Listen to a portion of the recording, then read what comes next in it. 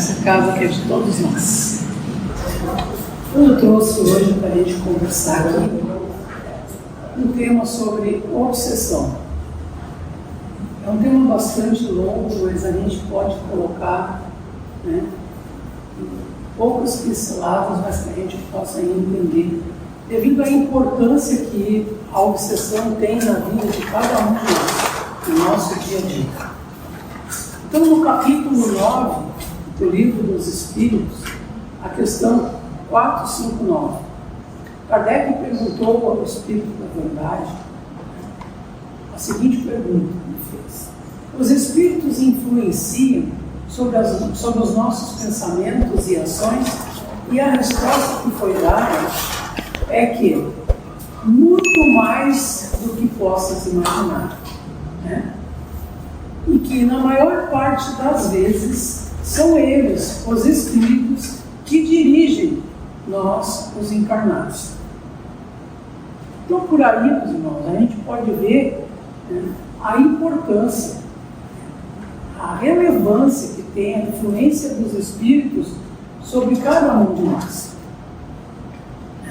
Nós somos regidos por eles. Então, se eles influenciam sobre nós muito mais do que nós possamos imaginar, a qualidade dessa influência, porque a influência ela pode ser positiva, como pode ser negativa. A qualidade da influência que vamos receber depende de quem? De nós, né? Vai depender dos nossos pensamentos, das nossas ações. Lembrando que as nossas vibrações mentais, que o pensamento é vibração, é energia, né, funcionam como receptoras e transmissoras de energia. Então, nós captamos energia, mas também, né, devolvemos energia. Então, nesse caso, sendo um ponto-chave na sintonia de processos obsessivos. A maneira como nós recebemos e devolvemos energia pode ser um ponto-chave em processos obsessivos. Porque os pensamentos nos conectam com aqueles espíritos, com padrões, que são padrões de pensamentos semelhantes aos nossos. É a nossa mente que faz isso. É a lei da afinidade, que nós chamamos. Então, quando uma pessoa consegue manter-se num patamar, num padrão elevado, vibracional, né, o que essa pessoa atrai para si? Naturalmente, meus irmãos, ela atrai para si as inspirações, né, a presença de espíritos benfazejos, de espíritos bons. Então, tudo que roda, né, são energias positivas, são energias boas.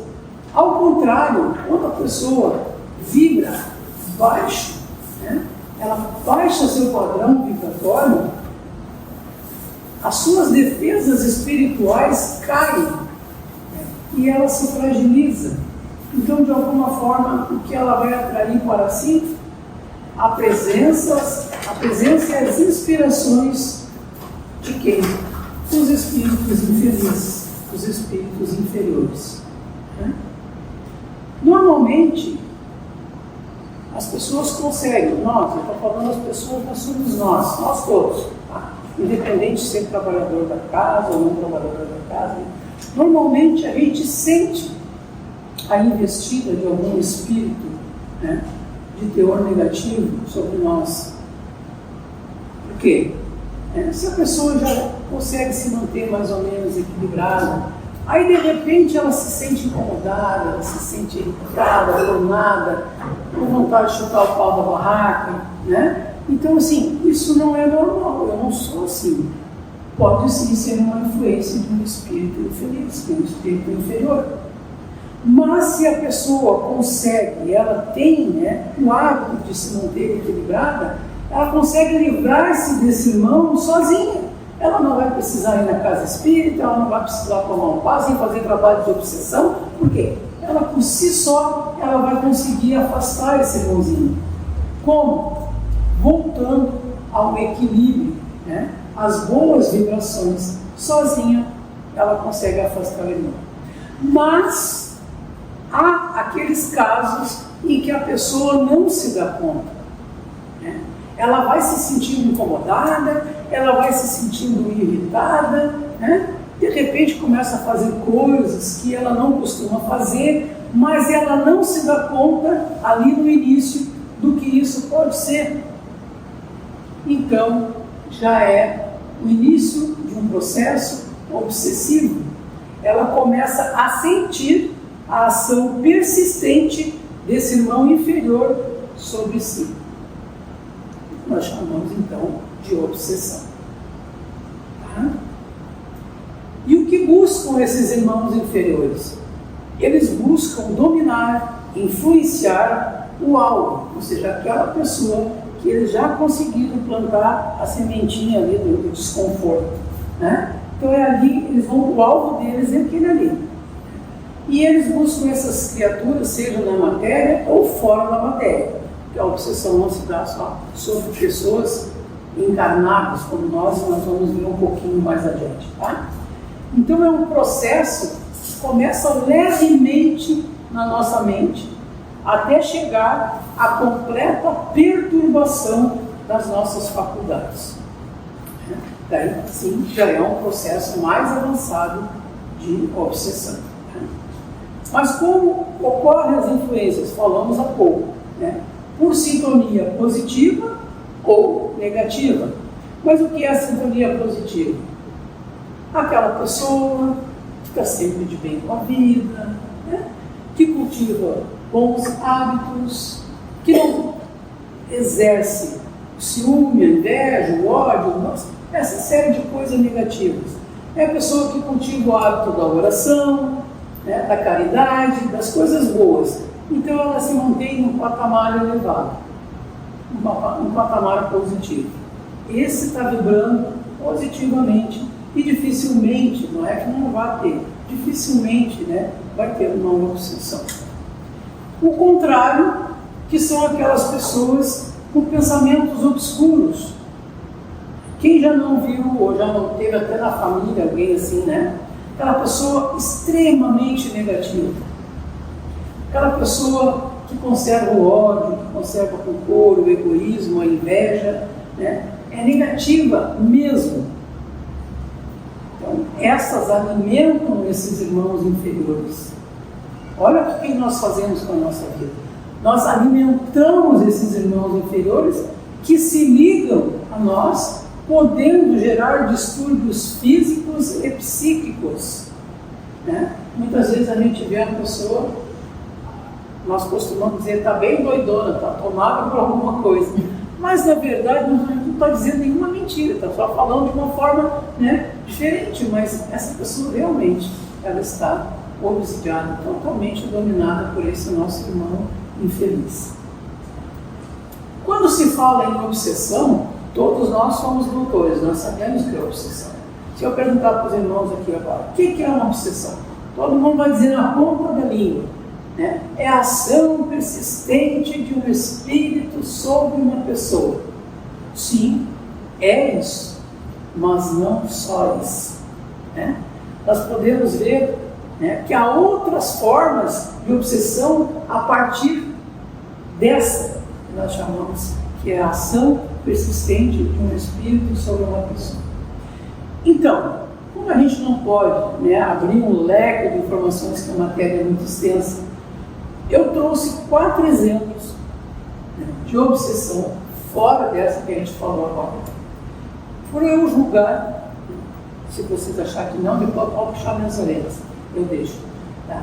Por julgar que elas são importantes para cada um de nós no nosso dia a dia, que vai fazer uma grande diferença para nós quando nós sairmos daqui e lembrarmos daquilo que foi falado.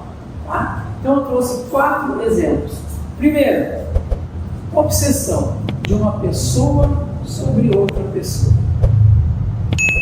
Segundo, irmãos, essa numeração aqui não tem importância de grau, é simplesmente a primeira que eu peguei, a segunda, a terceira e a quarta, tá? Não é por grau de importância. Segundo, de um espírito sobre outro espírito. Terceiro, de uma pessoa sobre um espírito. A quarta, a auto-obsessão. Tá? Então nós vamos ver um pouquinho de cada uma delas. Nós falamos primeiro, então, como se dá a obsessão de uma pessoa sobre outra. Mas eu nem sabia que isso existia, mas existe, né? De mim para a irmã, da irmã para comigo e assim, tá? Como se dá? Através da interferência mental e emocional. Aquele que será o obsessor do outro, né? Ele vai procurar implacavelmente interferir na mente da pessoa e no estado emocional dessa pessoa. Ele conhece, por isso ele sabe aonde que ele vai cutucar. Ó? Então, geralmente baseado em sentimentos negativos como posse, ciúme, inveja, paixões possessivas, tá? O orgulho, a ambição. E onde ou seja, o que é obsessor, busca controlar o outro, sufocando a sua liberdade. É assim que ele age. E se ele puder colocar essa pessoa, né, subjugada, né, abaixo da sola do seu sapato, como se diz, né, colocar totalmente na sua dependência, ele o fará, com certeza. Então, é casos que a gente vê na mídia, todos os dias. Quem liga a TV para escutar noticiário, a gente vê isso. Normalmente, esse tipo de obsessão acontece em casais, entre casais, né, onde os cônjuges, não só o homem, mas também a mulher usa desse artifício, né, de obsidiar o companheiro e a companheira. No segundo caso, nós temos espírito desencarnado sobre outro desencarnado. É bom sempre a gente falar porque é espírito desencarnado, espírito encarnado, né? Achou na literatura para diferenciar uma coisa de outra. Quando o espírito está no jugo da matéria, que é o nosso caso, nós não chamamos de espírito, nós chamamos de alma, né? Se é uma alma, é porque está no jugo da matéria. Se é um espírito, é porque ele está fora da matéria. Mas aí, para explicar, ele diz um espírito desencarnado sobre outro espírito desencarnado.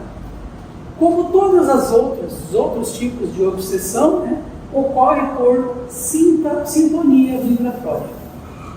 Né? Afinidade moral, também por sentimentos não resolvidos, né, como vingança, ódio, paixão, ciúmes, exploração das fraquezas morais e débitos kármicos de vidas passadas.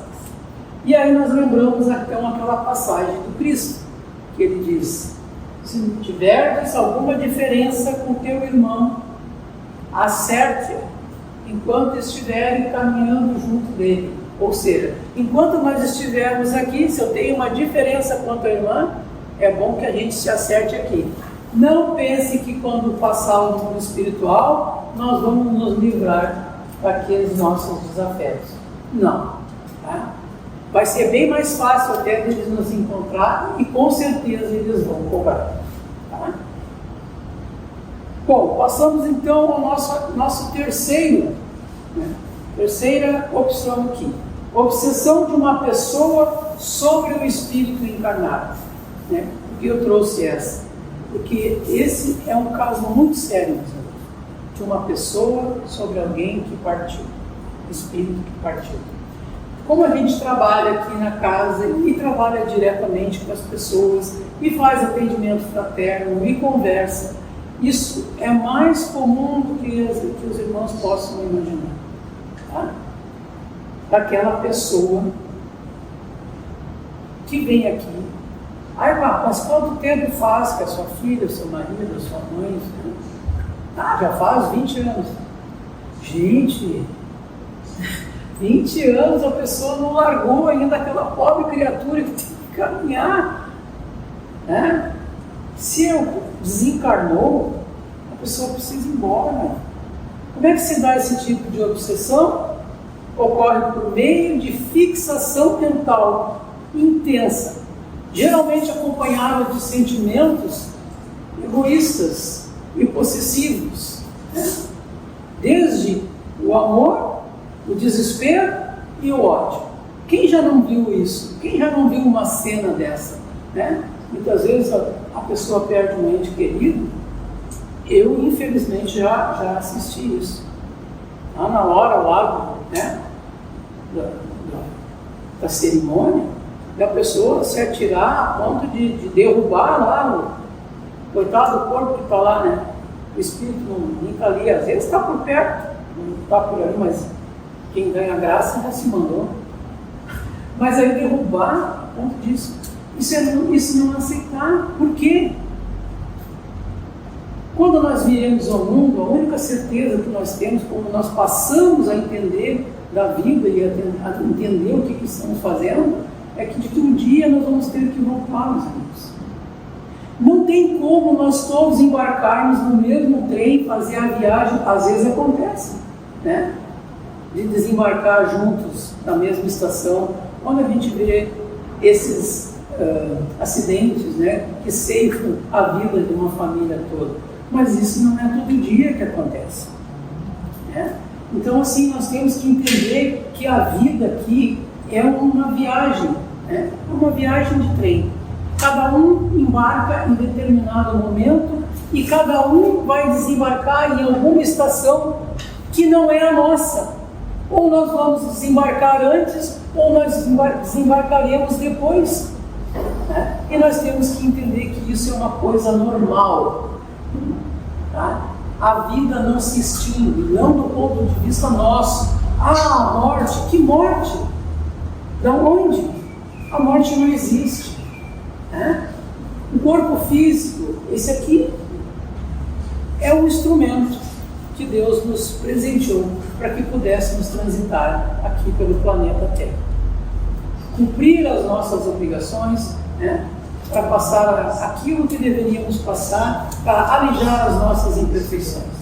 No momento de deixar isso aqui, nós temos que entender que aquele que saiu do corpo, ele precisa seguir o seu caminho, tá? Esse tipo de atitude, olha só, impede o desencarnado de seguir sua trajetória no mundo espiritual. É como eu pegar uma mala, eu preciso chegar até a França, vamos supor, né?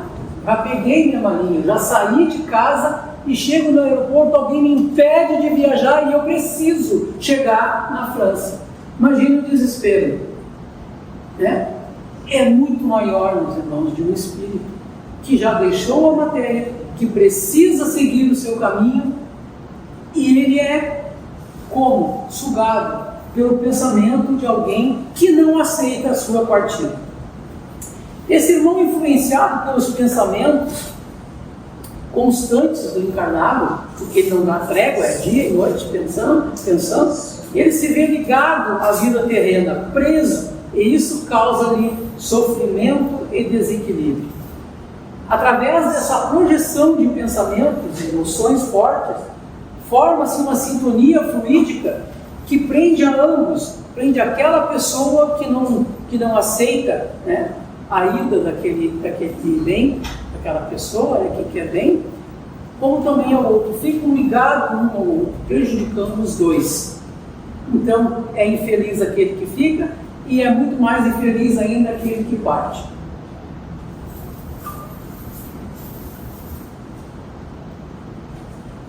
Essa situação, então, é bem comum, como já acabamos de dizer aqui, sobre essas pessoas que não aceitam a morte, tá? Agora, a auto-obsessão. Aqueles que não têm uma ligação ou não estudaram a vida do doutrina espírita poderiam se perguntar surpresos, mas existe isso? Existe. Como uma pessoa vai se auto-obsediar? Como que uma pessoa vai querer fazer mal para si mesma? Pois acredito, meus irmãos, existe. Como se dá isso, né? Como seria isso aí? A auto-obsessão acontece quando a pessoa se torna o seu próprio algoz. Ela mesma é seu próprio algoz. Tá? criando um círculo vicioso de pensamentos negativos e destrutivos.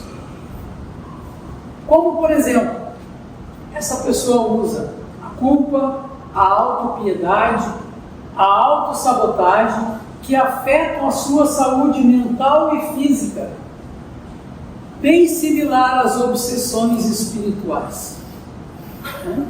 O que seria a autossabotagem? É quando os pensamentos negativos e fixos em falhas passadas levam a pessoa a criar barreiras, que a levam a agir contra si mesmo, contra os seus próprios objetivos. E aí então, nesse momento, ela gera para si o medo, a culpa, a baixa autoestima. Os irmãos inferiores, logicamente, que vão adorar se divertir com uma pessoa assim. Então, claro, eles dão aqueles empurrãozinho, aquela ajudinha, básica.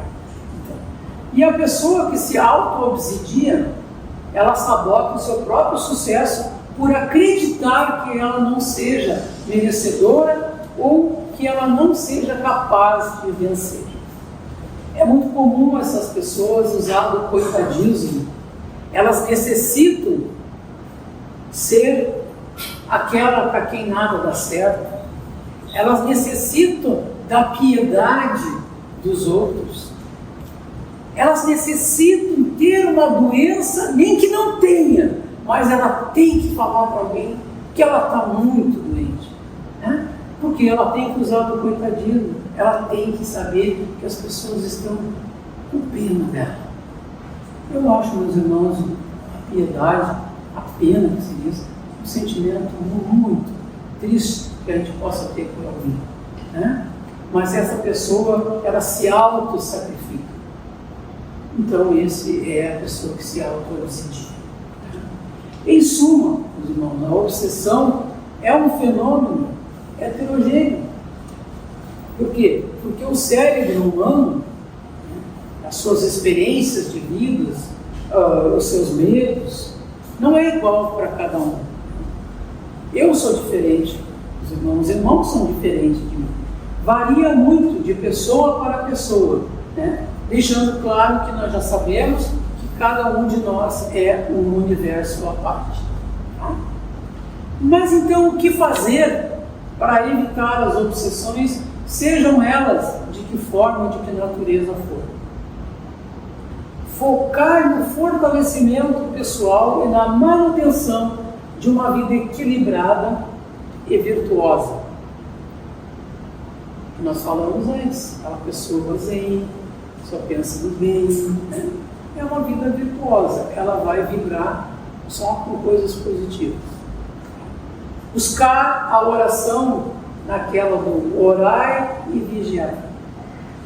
A meditação, a prática da caridade, porque as pessoas que mantêm a sua mente ocupada com coisas boas, com leituras edificantes, não vai com certeza deixar lacunas na sua mente para que se instale o pensamento com as coisas ruins.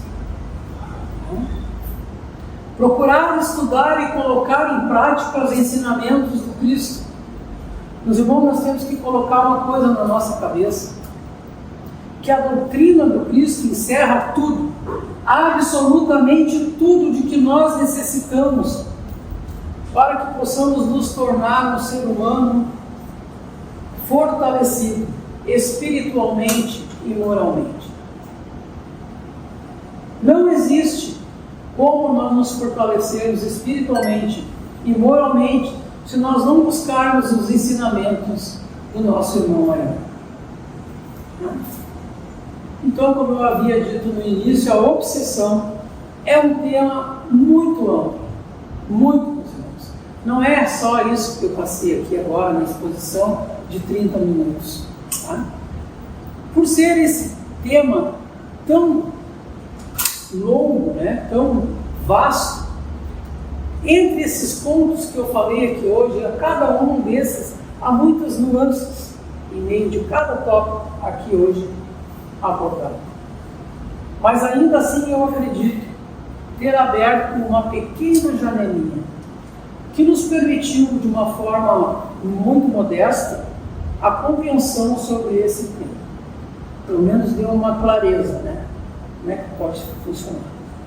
E sabendo, né, da importância desse tema para nós, eu, mais do que ninguém, trabalho com uma obsessão, desobsessão. Então, eu sei da importância disso aí para cada um de nós. Então, eu tomo a liberdade de recomendar aos irmãos, aqueles que desejarem, obviamente, né, a se aprofundar nesse tema, nessa matéria, porque vale a pena. Tá? Livro dos Espíritos, capítulo 9, questão 459 em diante, tá? Porque não é só a 459, é 459 e mais algumas que falam sobre isso. E Livro dos Médiuns, capítulo 23, segunda parte. Tá? Nesses dois livros, meus irmãos, vamos encontrar as informações mais detalhadas sobre o tema que eu trouxe hoje, propiciando-lhes maior compreensão sobre esse tema. Estudem a obsessão, porque isso vale para cada um de nós no dia a dia. Tá? E tem muitas coisas na nossa vida que nós não sabemos o que é, do que se trata, e muitas vezes, como vimos lá no início, já é o princípio de um processo obsessivo. Tá? E uma vez enraizado, depois fica bastante difícil. Tá? Fica bastante difícil da gente conseguir fazer com que o irmão, aquele que é obsidiado, se ajude, porque sempre, né, parte do tratamento maior sempre cabe àquele que está doente. Bom, então esse é o tema que eu trouxe para hoje. Eu agradeço aos irmãos, né, a atenção de vocês. Que assim